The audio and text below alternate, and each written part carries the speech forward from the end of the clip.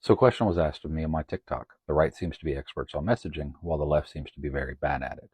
Question is why? And that's a very valid question because if you look at how things are, the right is able to get their audience and their base rallied behind them no matter what the message seems to be. No matter how stupid it sounds or no matter how outlandish their messaging is, the right seems to be able to rally its base behind them regardless of the cause. Even some of us on the left make the joke that the right can't meme because to us their messaging sounds dumb, infantile, and stupid. When in reality it should be the left can't meme because the right has figured out how to get their messaging out and they've figured out how to unify their base while we on the left haven't. And there's a lot of different reasons for this, but I think one of the biggest reasons for it is the way in which the direction flows. See, there's two main ways in which messaging can flow: top down or bottom up. And for this scenario, I'm mostly talking about talking heads, political pundits and politicians. Which way is the messaging going to or from them? Is it coming top down or bottom up? On the left, we usually see a top down messaging mentality, in which the politicians and the talking heads put out the message and are attempting to convince everyone else that that should be the message and that's what we should be doing and believing. While on the right, we tend to see a bottom-up messaging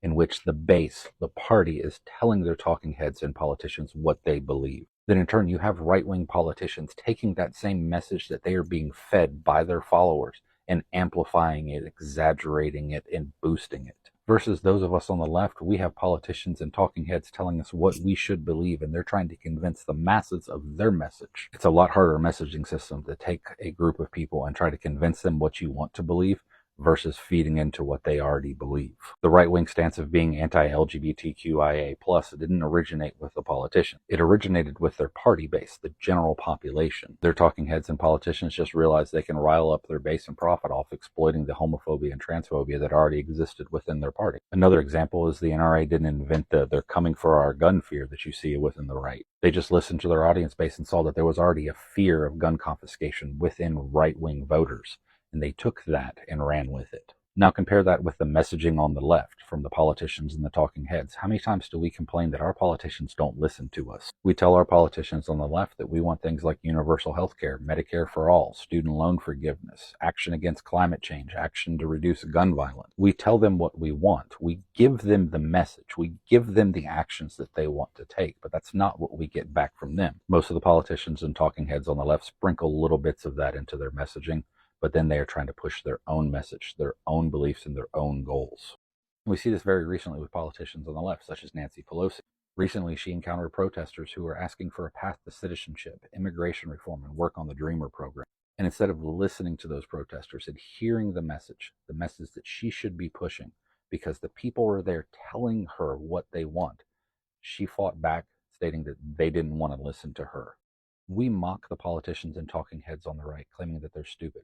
No, they're not stupid. They say stupid things, but in reality, they're smart. They say dumb stuff, but they're smart. They do their research and figure out what their people want to hear. And that's their message because they're out there listening to their voters. They figure out what their voters are worried or afraid about and what their voters want. When Trump pushed the lie that he lost the 2020 election, he did that because he knew that his voters were worried about government corruption. Because again, he says dumb stuff, but he knows how to research his market. So if the left wants the same messaging skills that the right has, they need to start listening to the people. We've been telling them for years what we want to hear, and what we want them to do. We're giving them the message. We're giving them the actions that we want them to take. But until they start listening, their message is always going to be an attempt at trying to convince us that we don't want what we want and that their way is right. That doesn't work, and things are going to need to change.